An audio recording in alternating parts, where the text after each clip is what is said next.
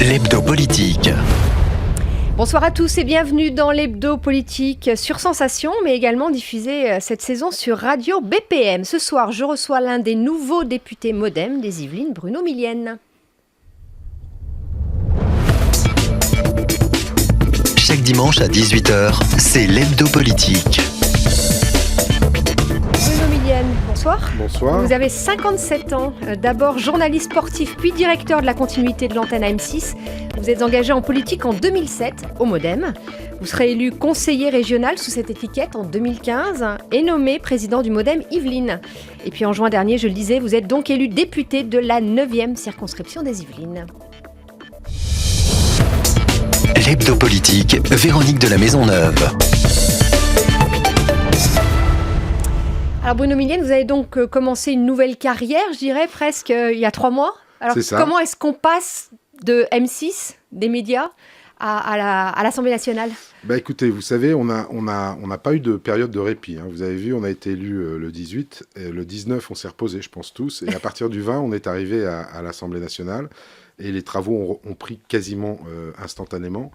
Donc d'un côté, c'était un peu effrayant parce qu'on se dit mais comment on va faire pour s'en sortir ? Et d'un autre côté, c'était très très bien parce qu'on n'a pas eu le temps de réfléchir. On est rentré dans le grand bain tout de suite.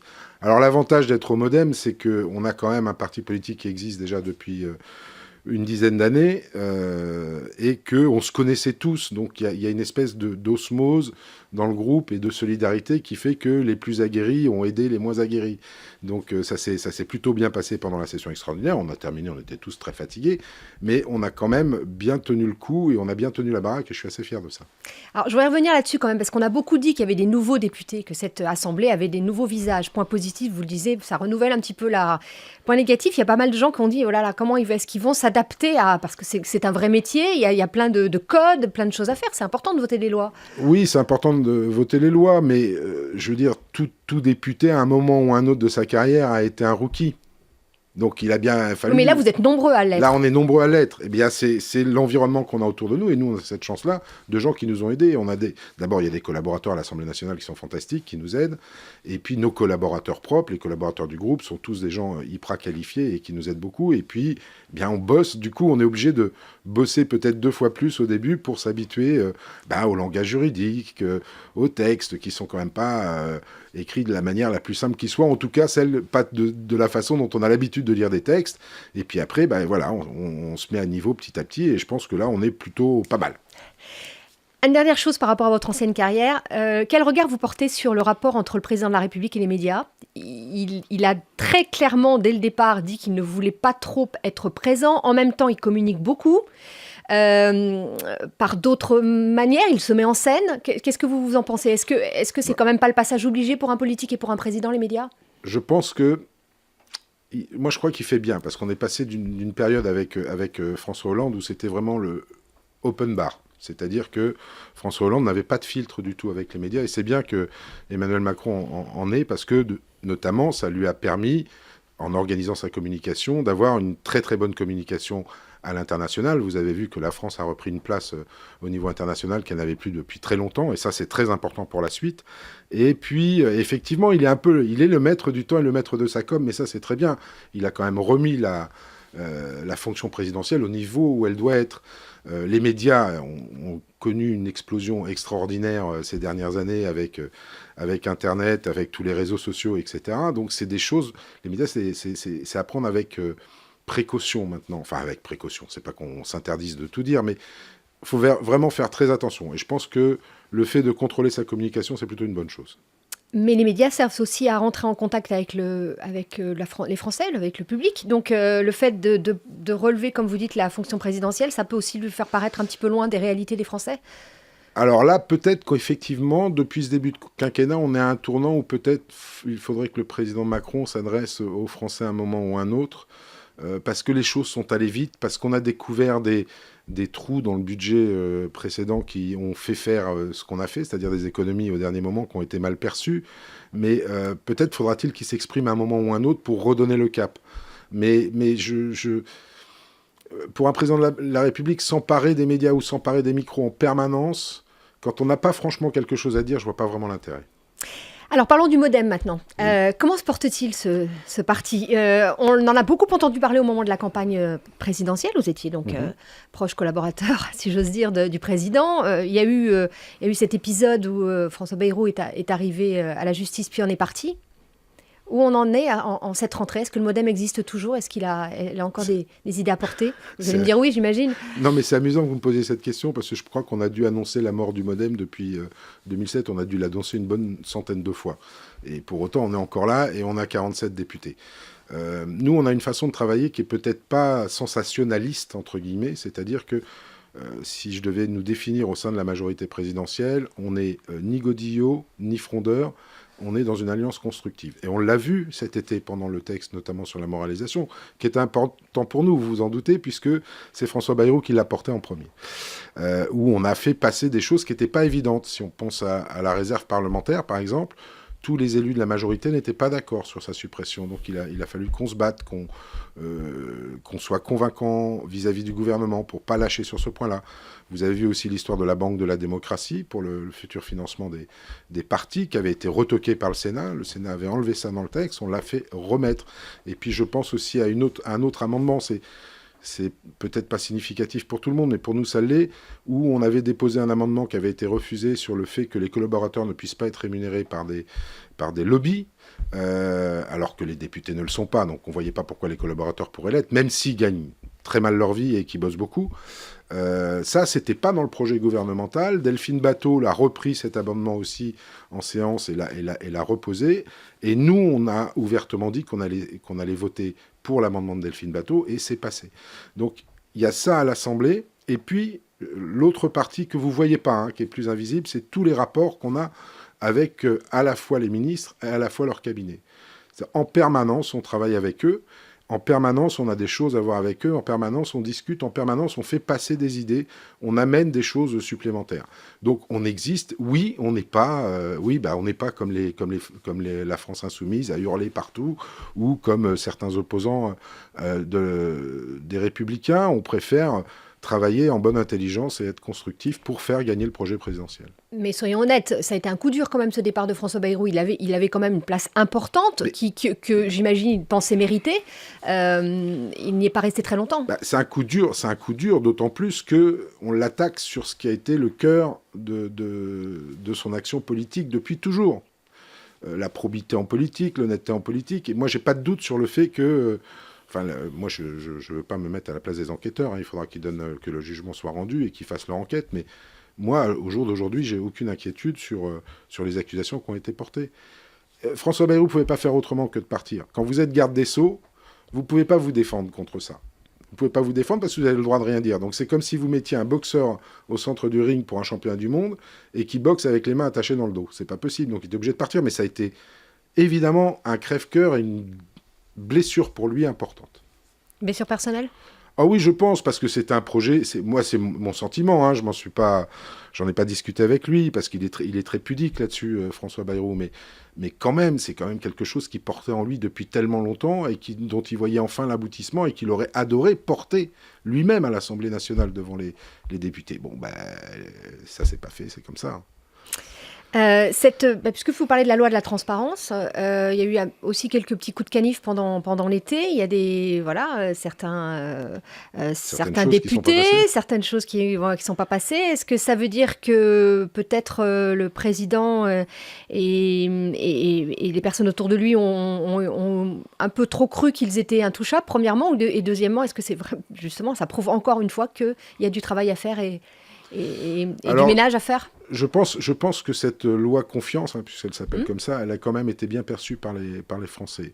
Il y a un point sur lequel je voudrais revenir, effectivement, qui n'a pas été compris par les Français, c'est l'histoire du casier judiciaire. Voilà. Il y avait deux problèmes sur ce point-là. Le premier problème, c'est qu'on pouvait effectivement le taxer d'anticonstitutionnalisme. Pour moi, ce n'est pas 100% un problème, parce qu'on pouvait quand même le mettre dans la loi, quitte à ce que le Conseil constitutionnel l'invalide après. Bon. Mais l'autre problème qui est plus grave, vous savez que les infractions, elles sont mises au volet B2 du casier judiciaire. Or, ce volet B2 du casier judiciaire, il n'est pas automatiquement rempli par le juge. C'est au bon vouloir du juge. Donc vous vous retrouvez dans une situation ubuesque où, pour un même délit, selon que vous soyez jugé à Lille, Paris, Rouen, Le Havre ou ce que vous voulez, eh bien pour un même délit, ce même délit peut être inscrit ou pas sur le casier judiciaire. Donc il y a quand même un petit problème qu'il faut résoudre avant. Donc on verra quand on fera la réforme constitutionnelle, on reviendra sûrement dessus. Mais ça, je sais que pour avoir circulé en circonscription, on nous l'a beaucoup reproché, il a fallu que j'explique. Mais voilà pourquoi, par exemple, sur ce point-là qui était très important pour les Français, effectivement, aujourd'hui, il n'est pas dans la loi. Alors, puisque vous parlez de la circonscription, vous avez il y a peu inauguré votre permanence des députés. Ça y est, c'est parti le travail. Vous avez quand même choisi, puisqu'on parle du MoDem, de ne pas faire apparaître le sigle. Alors, c'est pas parce que ça n'a rien à voir avec le MoDem. J'aurais été dans n'importe quel autre parti, je n'aurais pas fait apparaître le sigle. Pour la bonne et simple raison que je considère qu'effectivement, un député est un élu de la nation. Il est élu sur sa circonscription, il faut qu'il travaille dans sa circonscription, c'est important, ça a été reproché à beaucoup de députés qui ont beaucoup travaillé à l'Assemblée nationale et peu en circonscription, d'ailleurs la plupart d'entre eux se sont fait battre, mais surtout je ne suis pas le député de ceux qui ont voté pour moi, je suis le député de tous les habitants de la 9e circonscription. Donc pour moi, il n'y a pas de... Et moi, je travaillerai avec tout le monde. C'est-à-dire, quels que soient les élus, quel que soit leur bord, s'ils ont des projets à porter et que je peux les aider, je les aiderai. Et les habitants, c'est pareil. Donc je n'ai pas voulu faire apparaître, effectivement, à l'extérieur de partis politiques, quels qu'ils soient. Alors d'ailleurs, vous avez dit, je veux arrêter avec la politique politicienne et être pragmatique sur le terrain. Concrètement, ça veut dire quoi ? Oui, mais parce les autres n'ont pas été déjà. Mais non, mais vous voyez bien qu'on est en train de sortir d'un... J'aime pas le terme ancien monde, mais on est en train de sortir d'une façon de faire la politique qui a existé pendant 40 ans et qui était assez clanique. Et encore une fois, c'est pas un jugement, c'est un fait, c'est comme ça. Et c'est normal. Les affinités se font entre les hommes et les femmes, encore plus à l'intérieur d'un même parti, donc on a plutôt tendance à privilégier les siens que ceux qu'on connaît pas. Là, on essaye de se positionner vraiment autrement. Après, on verra si ça fonctionne ou pas. Le positionnement autrement, c'est de se dire, voilà, il y a un territoire, dans ce territoire, il y a quelques lacunes, on va essayer de faire en sorte que ces lacunes soient comblées, et on veut le faire avec tout le monde. On veut vraiment faire cette notion de ça vient de la base et ça remonte vers nous et on redescend à la base. Je ne pense pas, moi je l'ai dit pendant toute la campagne, je ne crois pas aux élus sachants et aux citoyens ignorants. Voilà. Moi, pendant la campagne, et j'ai circulé partout et j'ai fait des rencontres extraordinaires avec des gens qui avaient plein d'idées. Après, il faut les mettre en œuvre, mais qui veulent s'investir. Donc, aidons-les. Je pense qu'aujourd'hui, vous connaissez la situation financière de l'État. Plus on impliquera les citoyens dans la vie de tous les jours de notre beau pays, et plus les choses s'arrangeront. Aujourd'hui, on ne peut pas séparer comme ça maintenant les élus et les citoyens, c'est pas possible. On va revenir en détail sur ce que vous allez faire, mais une dernière chose, c'est aussi pour ça que vous ouvrez votre permanence. Hein. C'est pas qu'un lieu politique, d'accueil politique, vous allez aussi accueillir. Vous avez vraiment voulu ça. Oui, on est ouvert toute la semaine, alors pas de 8h à 18h, parce que là, en termes de personnel, ça coûterait un peu cher. On est ouvert toute la semaine, lundi, mardi, jeudi, vendredi, de 15h à 19h. Parce que c'est des horaires où les gens peuvent passer nous voir avant de rentrer chez eux. Le mercredi, toute la journée. Et le samedi, je serai présent quand je ne serai pas en permanence tournante dans une autre ville de la 9e. Mais oui, on le veut ouvert. J'ai de la place, on a pris une grande permanence, j'ai de la place. Les associations peuvent se réunir là-bas, je peux prêter les locaux, il n'y a aucun souci. Allez, on passe à la deuxième partie de cette émission. L'hebdo politique. La suite de cet hebdo politique où je reçois aujourd'hui Bruno Millienne, le député des Yvelines. On l'a dit, vous avez commencé il y a quelques jours, quelques semaines. Quelles sont vos priorités ? Quand vous êtes arrivé dans cette circonscription, qu'est-ce qui vous a paru être des urgences ? Alors d'abord, les urgences pour moi, cette circonscription, elle est un découpage assez particulier. Très rural, on en reparlera. Oui, qui avait été fait par Charles Pasqua, je crois, en 86. Elle est à la fois rurale et à la fois urbaine, puisque vous avez quand même les Mureaux qui est dedans, Houdan et Bonnières un peu moins, mais surtout les Mureaux qui, là, pour le coup, réunit toutes les caractéristiques d'une grande ville urbaine, et tout le reste est rural.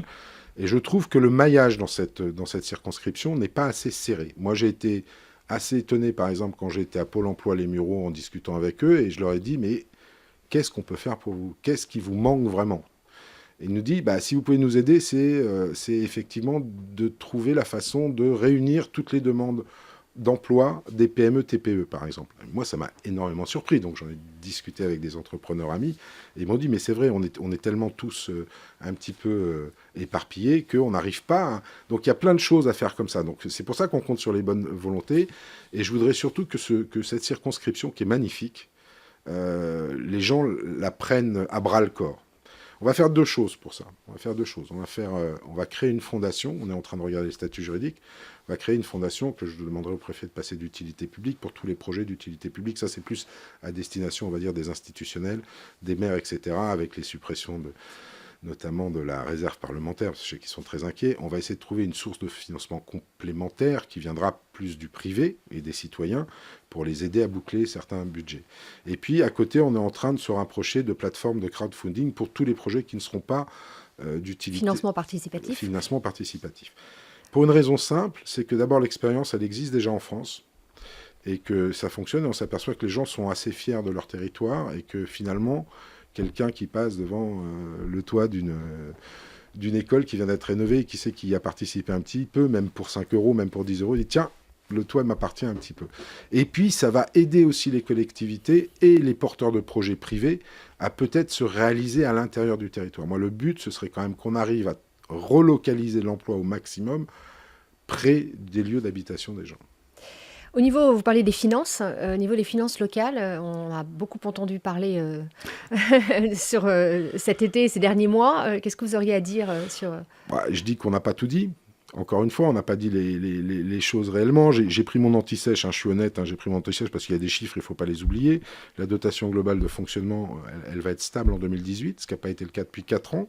Donc plus 400 millions d'euros quand même. Les subventions d'investissement sont maintenues à un niveau très élevé, puisque 1,8 milliard d'euros. La péréquation est renforcée à 190 millions d'euros pour les communes urbaines et rurales et les départements. Et puis les régions vont bénéficier, parce que j'ai vu que là, les régions hurlaient parce qu'on leur enlevait des sous, mais elles vont bénéficier d'une nouvelle ressource qui est assise sur la TVA et qui croîtra de près de 700 millions d'euros d'ici à 2022. Voilà, donc l'impact de cet impôt, la suppression de cet impôt un petit peu injuste qu'est la taxe d'habitation, sera largement compensé. Et puis, juste pour terminer sur les économies, 13 milliards. C'est vrai que quand vous dites, on va demander aux collectivités 13 milliards d'économies d'ici à 2022. Ça affole les élus quand même, ça. C'est normal. C'est normal. Mais cet effort, il est demandé aux collectivités sur leurs dépenses. C'est un effort de modération de la croissance de leurs dépenses. C'est-à-dire qu'en gros, on leur demandera de faire attention à leurs dépenses, de ne pas les augmenter de plus de 1,2% par an, et ça repose uniquement sur les 319 plus grandes collectivités, qui concentrent 2/3 en fait des dépenses de fonctionnement total. Donc voilà, c'est bien de remettre aussi les choses exactement où elles sont. Alors après, il y a un contrat de confiance qui est en train d'être passé entre le gouvernement et les collectivités locales. Il faut que chacun soit honnête dans la façon de faire les choses. Moi, c'est ce que j'attends de ce quinquennat, c'est une honnêteté de part et d'autre. On peut avoir des oppositions, on peut ne pas être d'accord sur plein de choses, mais il faut être honnête. Vous voyez l'histoire des contrats aidés, par exemple. L'histoire des contrats aidés, ça a été monté en épingle. C'est pas vrai, on supprime pas les contrats aidés. Alors, on en supprime un certain nombre. Oui, il y en a quand même un certain nombre qui Oui, mais on garde ceux qui sont les contrats aidés de service à la personne, qui sont les plus importants. Et puis, je voudrais quand même dire à certains élus, alors je ne vais pas me faire que des amis, mais tant pis, tout le monde sait que dans certaines mairies, il y a des emplois aidés depuis 2, 3, 4, 5, 10 ans, toujours les mêmes, qui sont renouvelés après une période d'arrêt. Hop, on reprend les mêmes et on leur refait un contrat aidé. Ça s'appelle un TUC, ça s'appelle n'importe quoi. Mais si vous les prenez depuis aussi longtemps, messieurs les élus, embauchez-les, les gens. C'est que vous en avez besoin. Donc il y a un moment où il faut... C'est en cela que je parle d'honnêteté. Alors après, effectivement, c'est dommage pour tous ceux qui font le job parfaitement bien et qui, eux, se disent « Bah oui, mais nous, on est lésés dans l'histoire. » Mais vous savez, la loi, en général, quand elle est répressive, c'est parce qu'il y a une minorité qui n'a pas suivi la bonne éthique et la majorité paye pour cette minorité. Parmi les solutions, il y a aussi les rapprochements entre les collectivités. Et il y a ce rapprochement entre les Hauts-de-Seine et les Yvelines qui alors lui, vous fait hurler. Vous êtes totalement contre. Expliquez-nous pourquoi. Ça peut être positif pour notre département de... D'abord, je ne pense pas qu'à terme, on aura la configuration qu'on connaît aujourd'hui. Je pense que la région métropole ou la métropole régionale, on ne sait pas bien où on en est encore pour l'instant, va exister. Après, c'est une question de superficie. Est-ce qu'on garde l'Île-de-France à hauteur de l'Île-de-France et qu'on en fait une région métropole? Moi, je suis plutôt partant pour ça. Je suis plutôt partant pour la région métropole. Donc, en cela, je suis un petit peu... Valérie Pécresse, c'est pas que je la suis, c'est que je la défends à fond sur ce projet-là. Aujourd'hui, la région Île-de-France est la seule région dont le périmètre géographique n'a pas bougé après le redécoupage. On a 6 strates. Moi, je dis qu'il y en a au moins 2 de trop. Voilà. Et ben, ce rapprochement, ça peut permettre aussi de retirer le des rapprochement, strates. si on enlève les départements, ça ne sert plus à rien. Et on n'a pas besoin de faire de fusion pour mutualiser les choses. On l'avait déjà fait sur le T6. On avait déjà fait de la mutualisation, ça a fonctionné.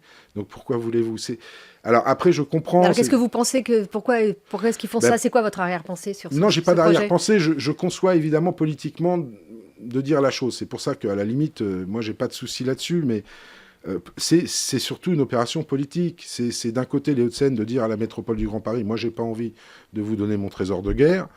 Et à Pierre Bédier, de l'autre côté, de dire nous, on va s'allier avec les Hauts-de-Seine parce que finalement, il y a une continuité. Si on prend un camembert partant de Paris, on est dans le bon camembert et on va profiter des subsides des Hauts-de-Seine pour le développement commun de nos deux départements.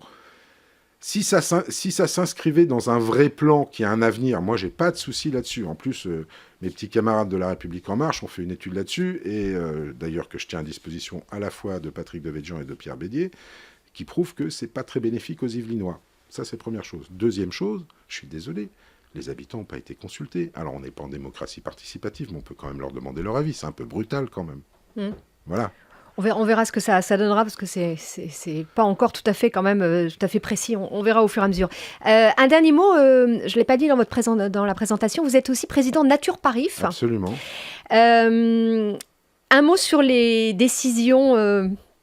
que certains ont qualifié de draconienne, et en tout cas pas mal décrié de Madame Hidalgo dans le centre de Paris, et qui a des impacts sur l'ensemble de l'Île-de-France, et notamment par chez nous, dans les Yvelines. Alors moi, en tant qu'habitant près de Maule, je peux vous dire que je suis en pétard après Madame Hidalgo, clairement.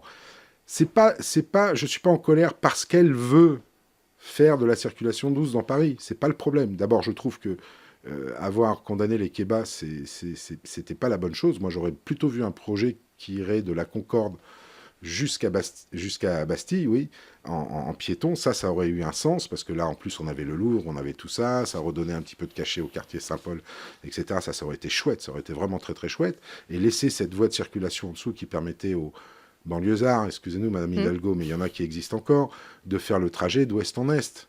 Bon, elle n'a pas voulu ainsi. En plus, elle nous remet une voie cyclable au tout début. Et on a prouvé, à travers les études qui avaient été commandées par la région Île-de-France, qu'en termes de pollution, c'est pire.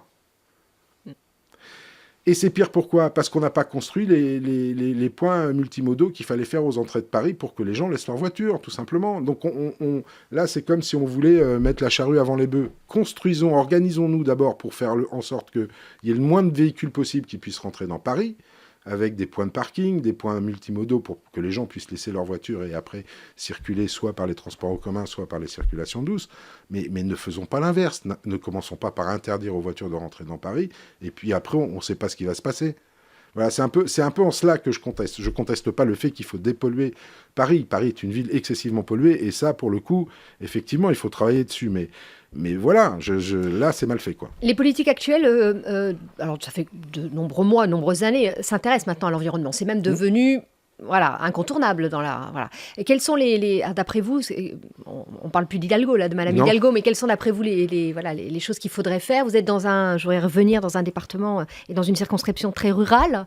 Il y a un sens environnemental important. Il y a plusieurs axes sur l'environnement. Il y a d'abord la pollution de l'air, il faut y travailler absolument, ça c'est clair. Donc sur les villes urbaines, il faut qu'elles s'engagent, les collectivités, il faut qu'elles s'engagent. Vous savez, jusqu'à maintenant, quand on devait faire des économies, il y avait 3 secteurs qui prenaient un coup sur la tête, c'était l'environnement, la culture et la communication. Bon, l'environnement, c'est plus possible.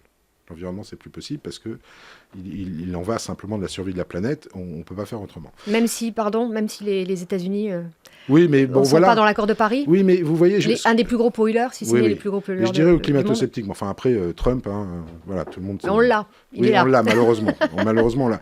Pour autant, tous les États ne vont pas le suivre. Il y a des États qui se sont engagés... Oui, il faut expliquer voilà. Ça peut être localement c'est un État fédéral, suivi, donc absolument. il peut dire non, mais les États, eux, peuvent le faire quand même. Donc il y a quand même un peu d'espoir.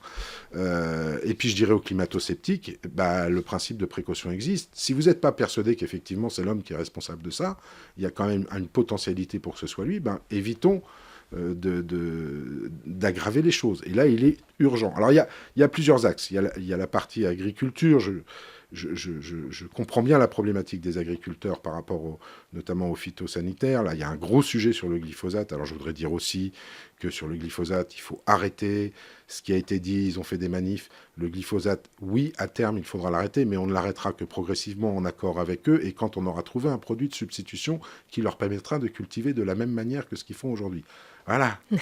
Calmons le jeu, travaillons ensemble. Si on reste dogmatique chacun d'un côté, ça ne fonctionnera pas. Bon, ça c'est pour l'agriculture, donc on verra. Et après, l'urbanisme, l'urbanisation, on est obligé aujourd'hui, je pense, dans tous les plans d'urbanisme, à penser à relier les trames vertes, bleues et brunes, faire en sorte que la ville respire. C'est pas très compliqué à faire. Il faut effectivement faire des diagnostics écologiques à chaque fois qu'on prévoit de construire un nouveau quartier, etc. Il y a plein d'outils qui existent. Quand Nature Paris sera devenu ARB, mais déjà aujourd'hui, vous pouvez vous adresser à eux, ils ont plein d'outils. Et moi, j'ai un œil sur l'habitat de demain et les véhicules de demain, j'essaye d'être assez acerbe. Et l'habitat de demain, il faut absolument qu'on organise les filières biosourcées, qu'on organise la filière bois. Et quant aux énergies renouvelables, il ne faut pas qu'on se contente de l'éolien et du photovoltaïque. Il y en a plein d'autres. La géothermie, il faut qu'on fasse travailler sur les réseaux de chaleur, sur la récupération de chaleur. Il y a plein de choses à faire qu'il faut qu'on fasse maintenant. Parce que la nature est quand même extraordinaire. Elle a une capacité de résilience énorme, mais c'est maintenant qu'il faut agir. Après, on ne pourra plus revenir en arrière. Ça sera notre conclusion. Merci Bruno Millienne d'avoir été notre invité ce soir. C'est la fin donc de ce hebdo politique. Vous pouvez retrouver l'émission en podcast, audio et vidéo sur radiosensation.fr. Bonne semaine à tous, à dimanche prochain. L'hebdo politique.